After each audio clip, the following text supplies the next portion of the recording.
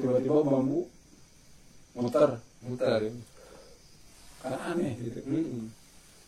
Nggak ada angin, nggak ada hujan, tiba-tiba angin, si bambu muternya muter gitu.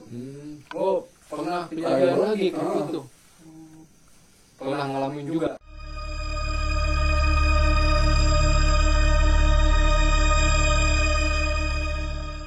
Oke teman-teman, kali ini saya mau berbagi cerita pengalaman teman saya, Bang Kray.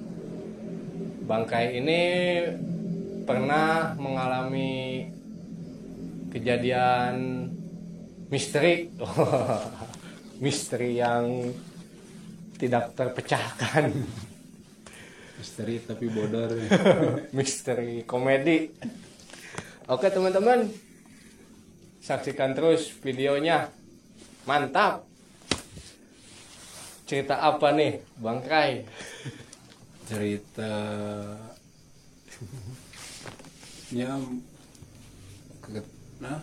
masih bujangan lah. Bujangan, yang waktu masih muda. Masih muda. Masih belia. Masih lagi unyu-unyunya. Tapi dah aya wae ya cerita misteri mah pasti aya wae pengalaman lah gitu.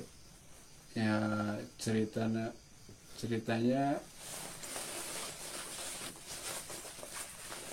waktu di gunung. Di gunung. Jadi pergi ke gunung gitu ya. Pergi ke gunung. Habis dari gunung, turun gunung, ya di tengah-tengah hutan tuh ada pohon kecil, nggak ada angin, nggak ada hujan, misalnya tiba-tiba gerak sendiri. Gerak sendiri gitu ya, seperti ada yang menggerakkan. Gitu. Pertama aneh gitu, terus kedua gerak gitu ya, kirain gempa kan gitu, gempa gitu kan. Nah, pas ketiga kali, wah ini mah yang aneh. Aneh aja. Jadi goyangnya itu terus-terusan, dideketin gitu, sambil dilihat-lihat, kenapa kok bisa gerak-gerak, siapa yang ngegerakin gitu. Dipegang gitu. Udah, tapi masih geraknya. Masih gerak. Pas dipegang diam gitu. Dalam pikiran jahil, terus pegang erat-erat, langsung dipegang, langsung di kayak tadi, tapi kita yang lebih kenceng gitu. Jadi kita yang ke bawah goyang. Enggak, kurang digebok-gebok gitu. Digoyang-goyang gitu. Digoyang-goyangin. Sampai kencang gitu. Terus sambil bilang, aing ge bisa leuwih tarik gitu kan. Jadi seolah-olah ditantang gitu ya. Ditantang. Nih saya juga bisa nih goyangin lebih kencang gitu ya. Itu kejadiannya malam ya. Siang. Tapi bukan kena angin ya. Bukan, pas tiba-tiba kayak ada yang loncat lah gitu. Bayangan hitam. Dari dekat pohon itu. Terus saya bilang anjing gitu. Wah, nyeracau lah istilahnya. Ngecaprak gitu ya. Capruk. Nyingsianan ka orang gitu istilahnya kan gitu. Terus ada waktu camping bertiga, pas nyampe di hutan, karena kemalaman istilahnya bikin tenda dadakan, jadi nggak tahu situasi di mana. penting dekat sumber air, ada jalur air lah gitu. Yang penting dekat ke mata air gitu ya, supaya lebih mudah kita mencari air gitu, ngelihat situasinya. Pas habis beres terus langsung bikin masak-masak lah gitu. Habis masak makan, terus tiba-tiba datang hujan, masuk ke tenda malam gitu. Tiba-tiba si tenda ada yang mukul, kayak pakai bambu kecil luar gitu. itu. Pret, kayak pakai pecut. Pakai cambuk. Iya, pakai cambuk. Didiamin, anak-anak udah pada shock gitu, pada takut.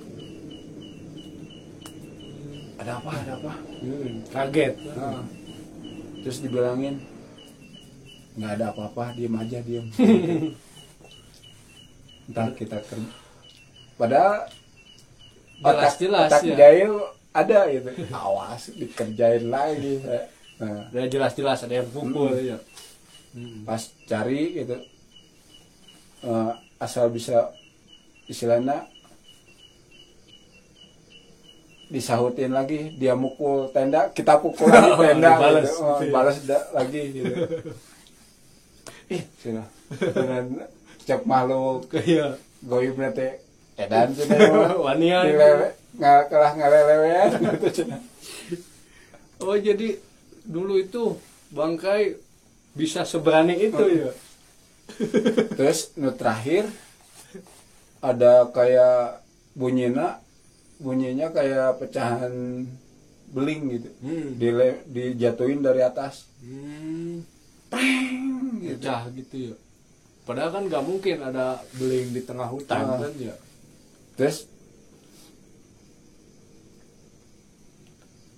saya cari kresek, terus dimasukin batu apa gitu, lemparin ke atas, Dibalas lagi. Ayo, apa lagi? Terus saya bilang, ayo apa lagi yang mau ditampilin gitu, mau dinakut-nakutin gitu. Padahal ya sokak gitu orang oke. Aslinya mah takut gitu ya, cuman mau gimana lagi kan, lari nggak mungkin. Mendingan diladenin aja udah sekalian gitu kan. Lagian kan nggak mungkin juga kan, jarang terjadi ada orang mati dimakan setan kan. Jarang. Jadi udah ladenin gitu maksudnya ya. Terus siangnya bikin perapian lagi. Paginya itu ya. Pagi-paginya itu bikin perapian, tapi nggak nyala-nyala. Oh, susah nyalanya. Ya mungkin karena habis hujan juga kali semalam kan. Mungkin basah tanahnya gitu. Kan nyetok. Oh, nyetok kayu bakar. Nyetok kayu bakar, terus bawa minyak tanah kan dulu mah ada minyak tanah, masih ada banyak minyak tanah. Bahkan kita dari rumah bawa kartu remi buat main, tadinya dibakar buat nyalain malah api, kayak balon dibakar tuh, kayak balon malah kembung kayak ada angin, kayak ada gitu. gasnya. Ada gasnya. Aneh Dibakar lagi ya. Aneh gitu. Terus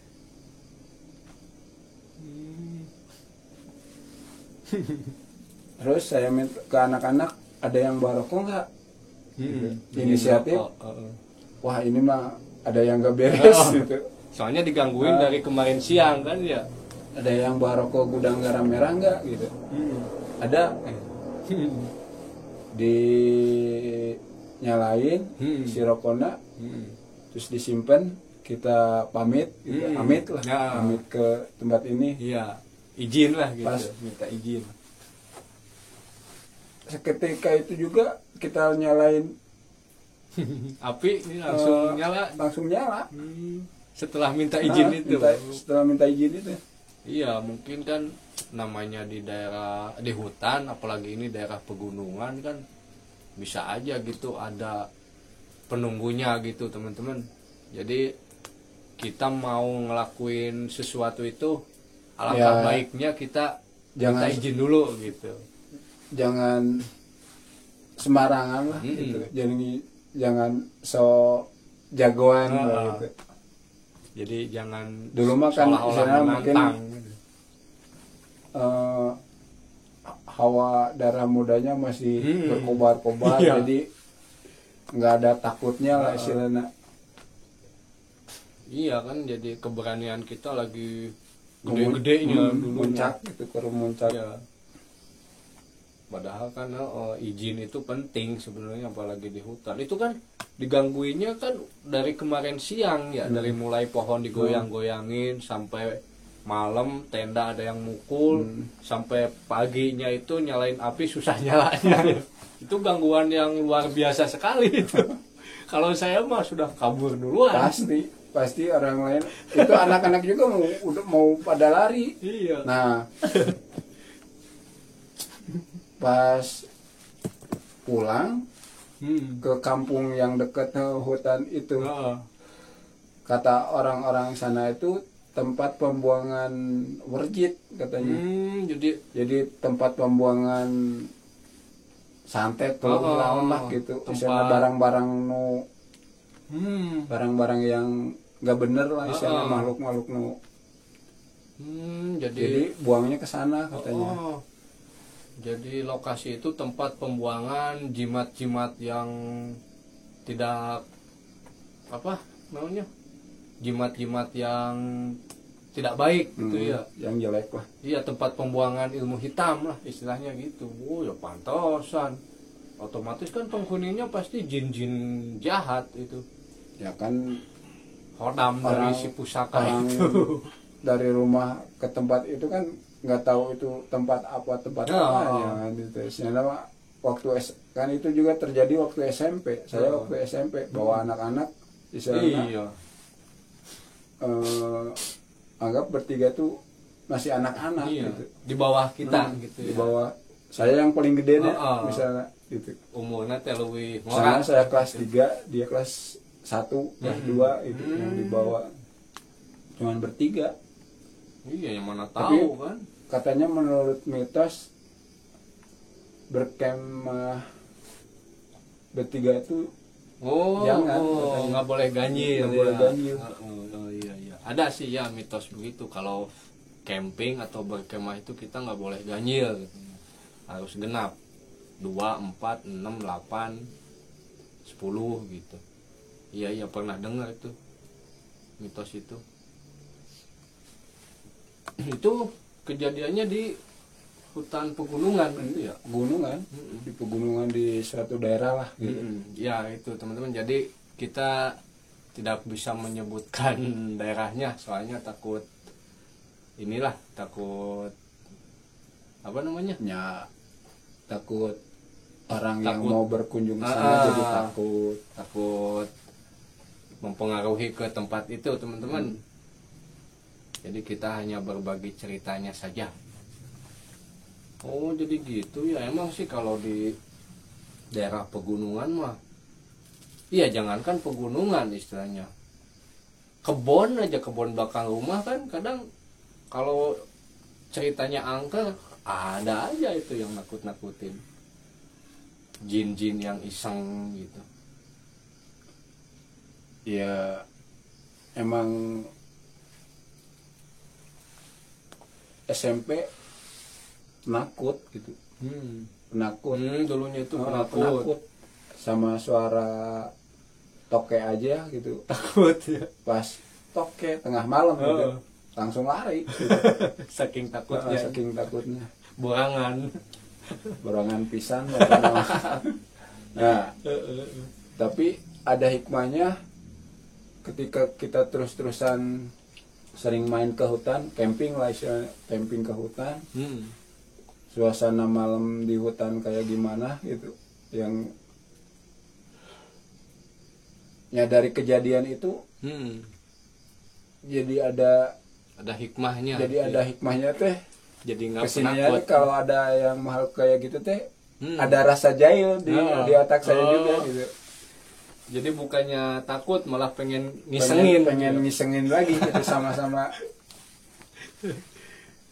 sama-sama bercanda gitu ya, iseng. Sama-sama nakutin. Pernah waktu di kampung halaman ibu saya itu istilahnya, Iya. waktu liburan pas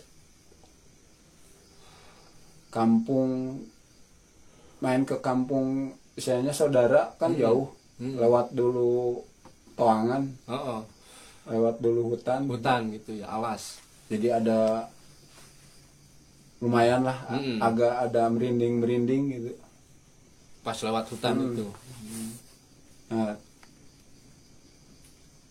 awal mau pulang ke rumah juga ragu-ragu, duh pulang nggak ya gitu misalnya. Tapi beraniin diri gitu pulang. Tiba-tiba pas di hutan tengah kan di pinggir jalan tuh ada pohon bambu. Tiba-tiba kayak portal. Si bambu teh jatuh gitu aja. Enggak, pelan. Langsung lurus. Iya, kayak PU ya. Saya sambil bulu kuduk merinding, terus logika main gitu. Kok bisa? Saya aja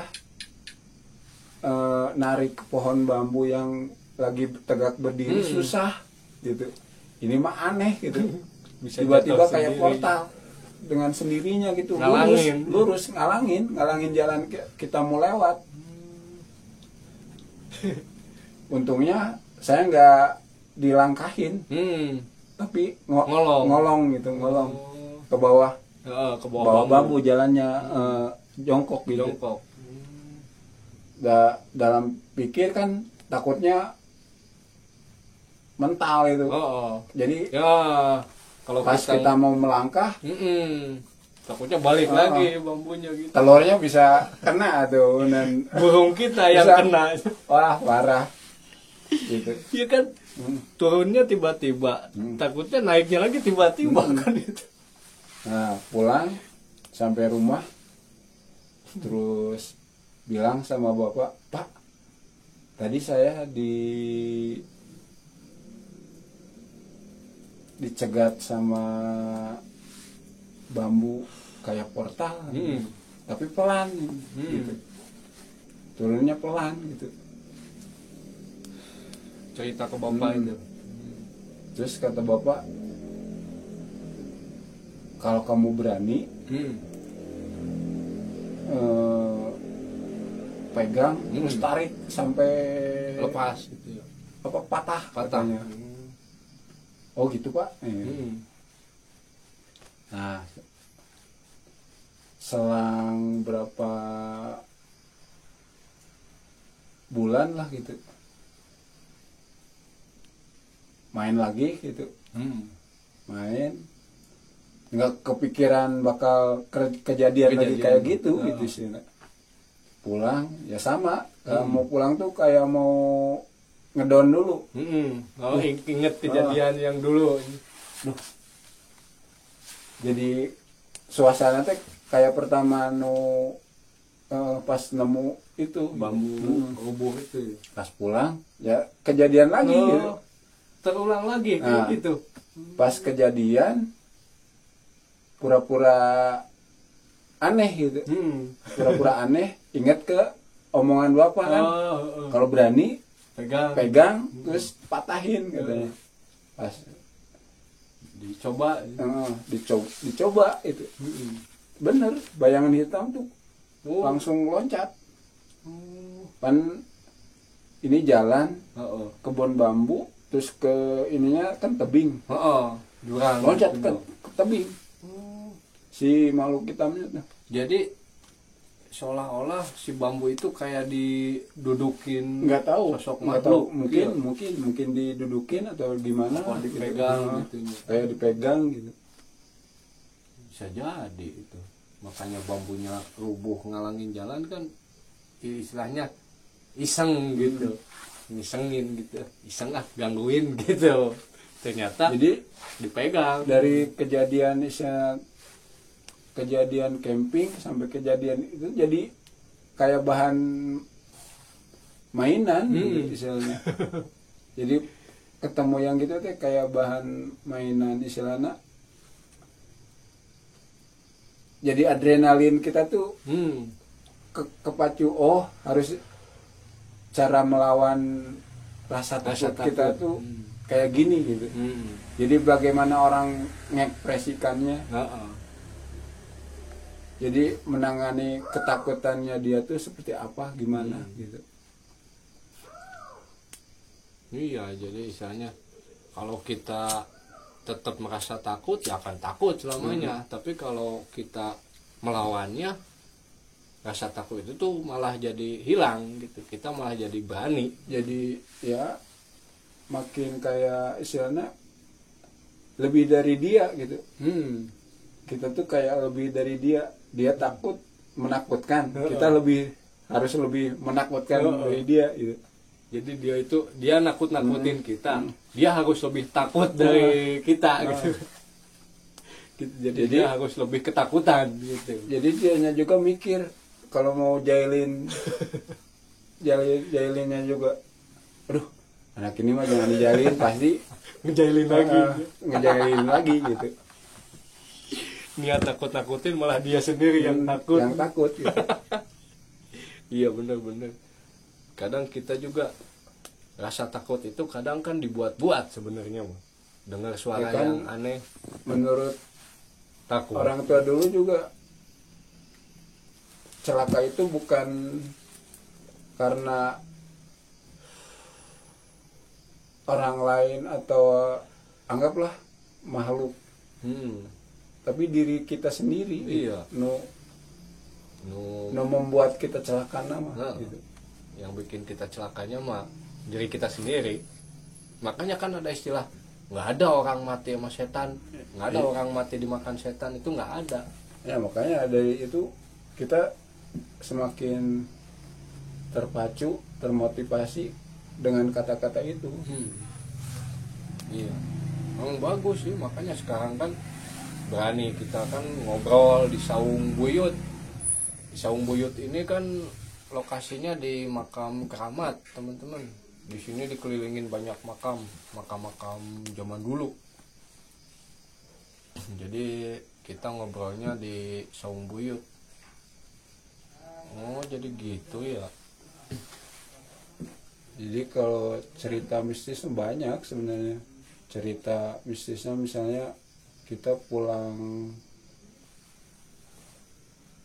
mau pulang sama tiba-tiba bambu muter ya.